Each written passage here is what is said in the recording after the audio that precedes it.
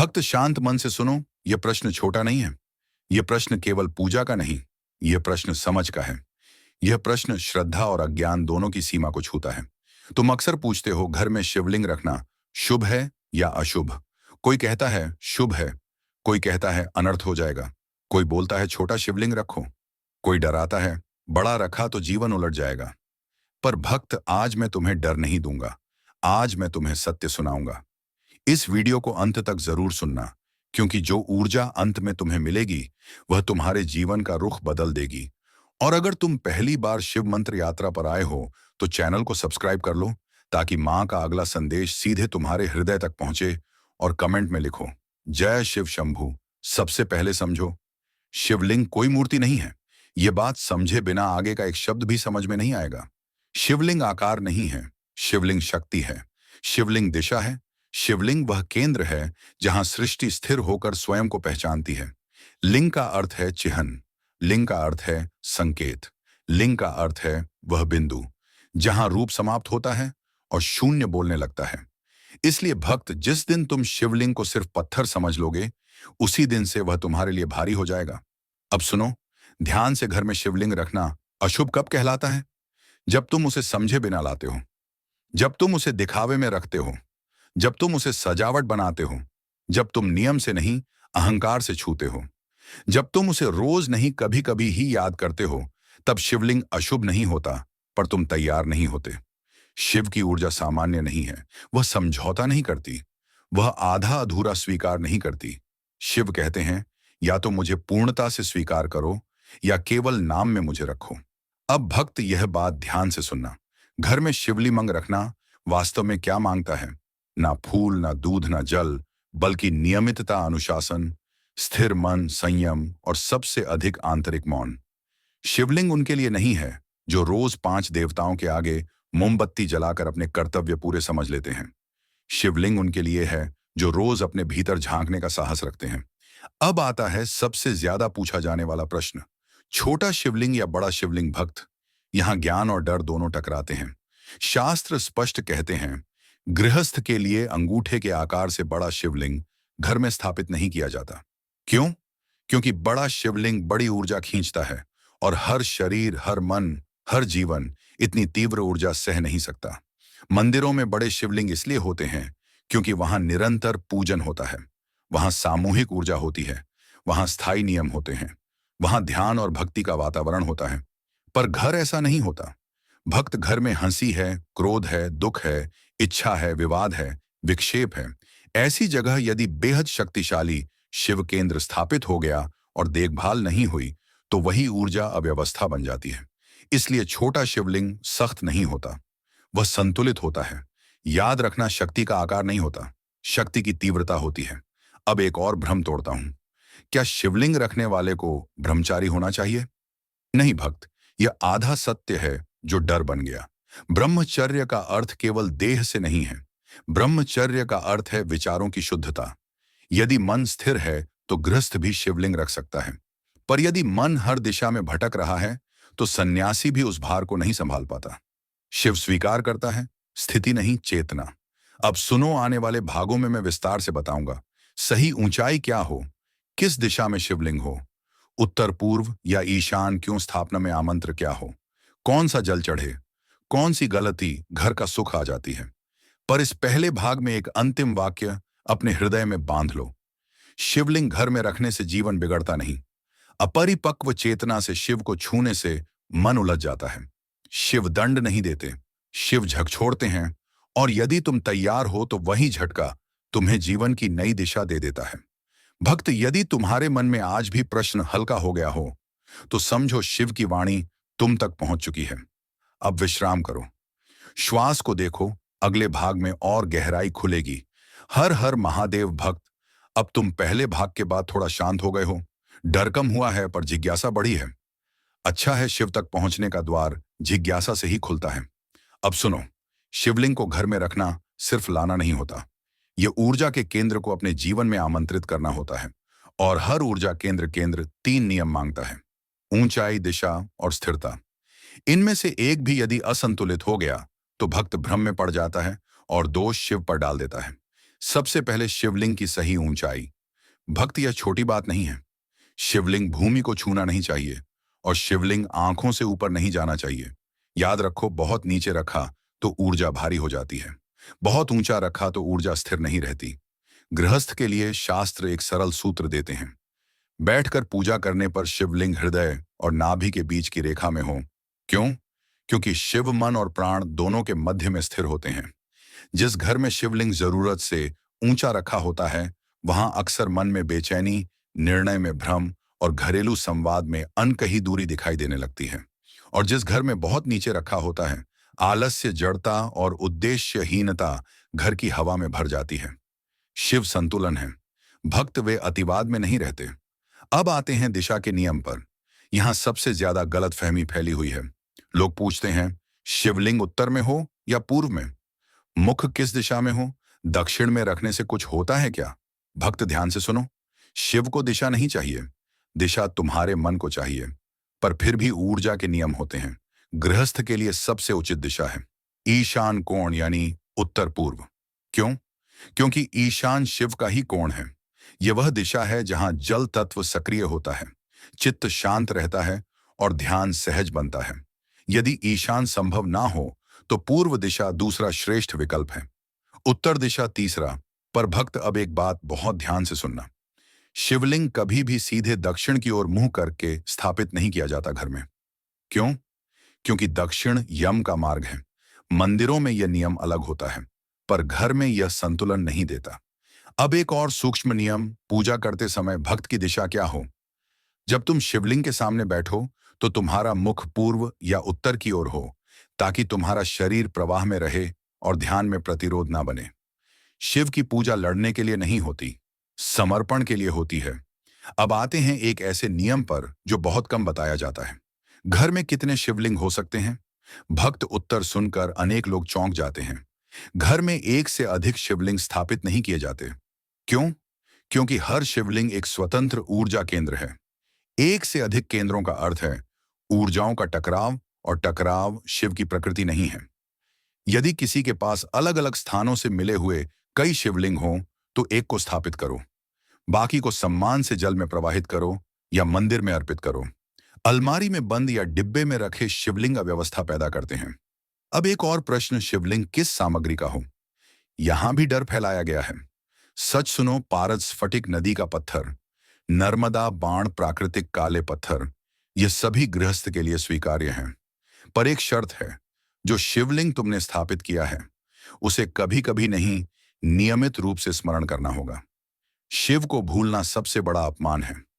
अब आते हैं स्थापना मंत्र पर। क्या बिना पंडित शिवलिंग स्थापित किया जा सकता है? भक्त, यह डर भी मनुष्य ने ही बनाया है। यदि तुम्हारे मन में श्रद्धा है और तुम सरल हो, तो शिव मंत्र की लंबाई नहीं, भाव की सच्चाई देखते हैं।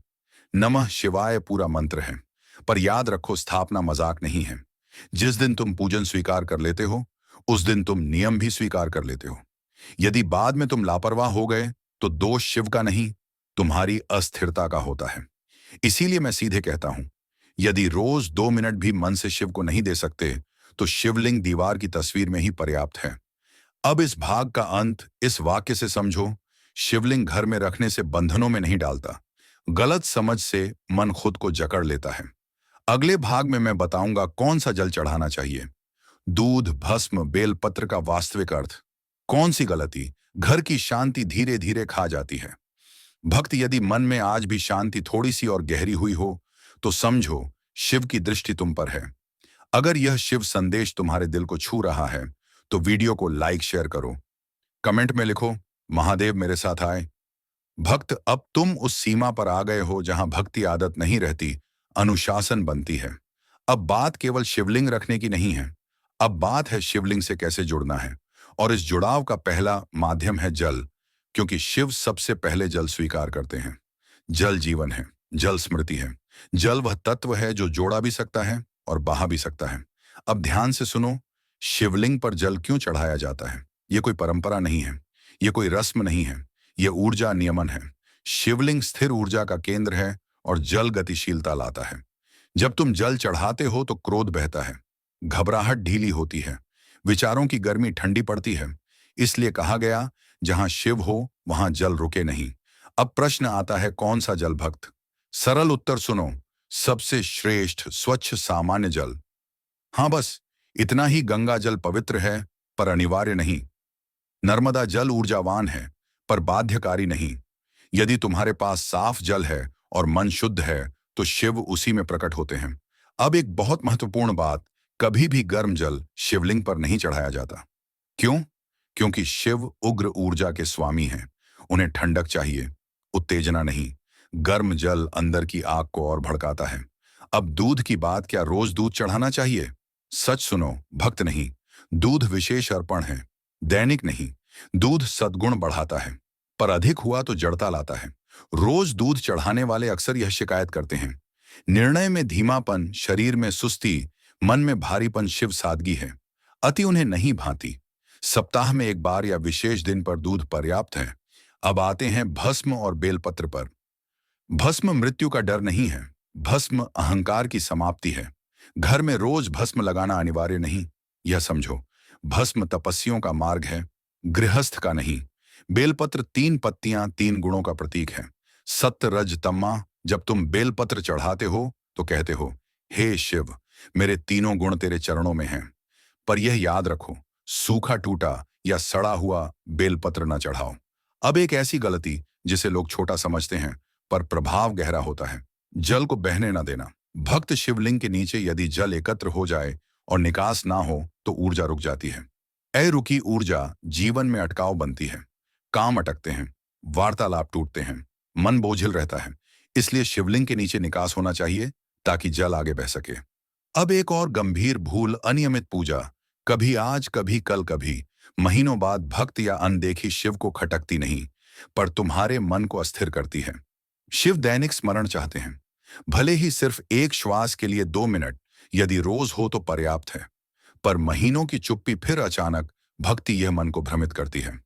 अब ध्यान से सुनो, कब शिवलिंग हटाना पड़ता है? यह प्रश्न दबाकर रखा जाता है, पर सच है। यदि घर में गंभीर अशांति है, बार बार रोग बढ़ते हैं, मन में लगातार भय बना है और पूजा नियम से नहीं हो पा रही, तो यह दोष नहीं, संकेत है। ऐसे में किसी सिद्ध व्यक्ति या मंदिर में शिवलिंग को सम्मान सहित अर्पित करना असफलता नहीं, यह परिपक्वता है। शिव बंधन नहीं बनाते। अब इस भाग का सबसे गुसत्य, शिव को चढ़ाया गया जल अगर तुम्हारे मन को नम्र नहीं कर रहा तो तुम केवल हाथ चला रहे हो। शिव क्रिया नहीं, परिवर्तन चाहते हैं, और परिवर्तन शब्दों से नहीं, नियमित नीरवता से आता है। अगले भाग में मैं बताऊंगा किन दिनों क्या करना चाहिए, सोमवार का वास्तविक रहस्य और शिवलिंग से जुड़ी वह चेतावनी जो बहुत कम सुनाई जाती है। भक्त, यदि इस वाणी के बाद तुम थोड़ा हल्का महसूस कर रहे हो तो समझो शिव ने तुम्हारे भीतर कुछ पिघलाया है। अगर यह शिव संदेश तुम्हारे दिल को छू रहा है तो वीडियो को लाइक शेयर करो, कमेंट में लिखो, महादेव मेरे साथ हैं। भक्त, अब तक तुम यह समझ चुके हो कि शिवलिंग पूजा की वस्तु नहीं, जीवन की प्रक्रिया है। अब बात करते हैं उन समयों की जब शिव अधिक निकट होते हैं, और इनमें सबसे पहले आता है सोमवार। लोग पूछते हैं, सोमवार ही क्यों? क्या अन्य दिन कम पवित्र हैं? नहीं, भक्त, पर सोमवार शिव की प्रकृति से मेल खाता है। सोम का अर्थ है मन, और शिव मन के पार है। सोमवार मन को शांत करने का दिन है, इसलिए सोमवार को किया गया थोड़ा सा ध्यान भी गहरा उतरता है। पर याद रखो, सोमवार को जबरदस्ती का व्रत शिव नहीं चाहते। भूख से मन चिड़चिड़ा हो जाए तो वह भक्ति नई हट बन जाता है। शिव सरलता पसंद करते हैं। यदि व्रत रखो तो मन शांत हो, वाणी सौम्य हो और अहंकार न झलके। अब आते हैं पूजा का सही समय। सुबह का समय श्रेष्ठ माना गया है, पर अनिवार्य नहीं। शिव घड़ी नहीं देखते। यदि सुबह संभव हो तो सूर्योदय के बाद कुछ क्षण शिव को दो। यदि नहीं हो पाता तो संध्या भी स्वीकार्य है। पर याद रखो, एक ही समय पर प्रतिदिन पूजन मन को स्थिर करता है। अब एक विषय जो मुश्किल है पर आवश्यक, शिवलिंग के सामने क्या नहीं करना चाहिए। भक्त, यहां सावधान हो जाओ। शिवलिंग के सामने झूठे वादे, क्रोध से भरे शब्द, किसी को नीचा दिखाने की प्रार्थना और अपने अहंकार का प्रदर्शन, ये चारों विष की तरह है। शिव न्यायकारी है पर प्रतिशोध का साधन नहीं। अब एक बड़ी चेतावनी, शिव को परीक्षा में न डालो।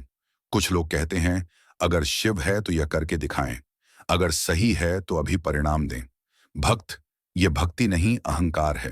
जो शिव को परीक्षा में डालता है वह स्वयं जीवन की परीक्षा में डाल दिया जाता है। अब आते हैं शिवलिंग और स्त्री पुरुष नियम। यहाँ सबसे ज्यादा गलतफहमी फैलाई गई है। कहा जाता है पीरियड में स्त्री शिवलिंग के पास ना जाए, इसे तोड़ मरोड़ कर भय बनाया गया। सच सुनो, शिव शुद्धता को शरीर से नहीं भाव से देखते हैं।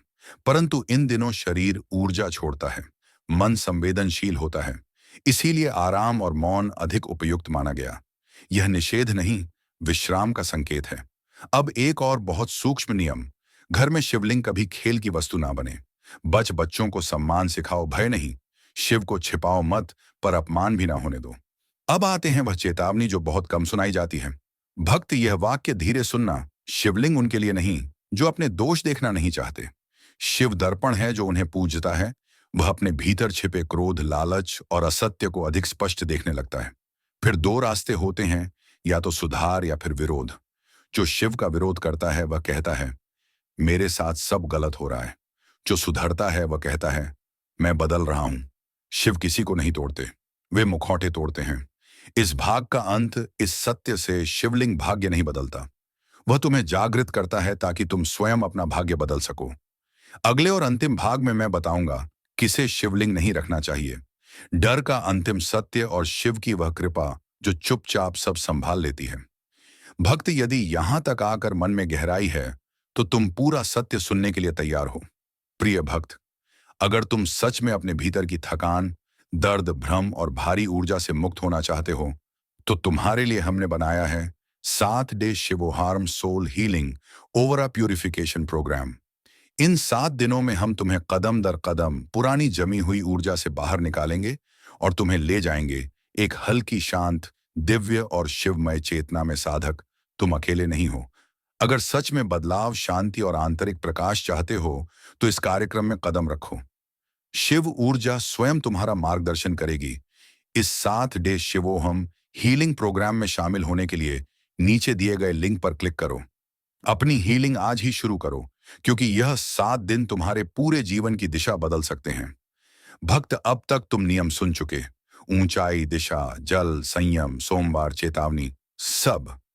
अब प्रश्न केवल यह नहीं रहा कि घर में शिवलिंग रखे या नहीं। अब प्रश्न यह है, क्या तुम स्वयं शिवलिंग के योग्य हो?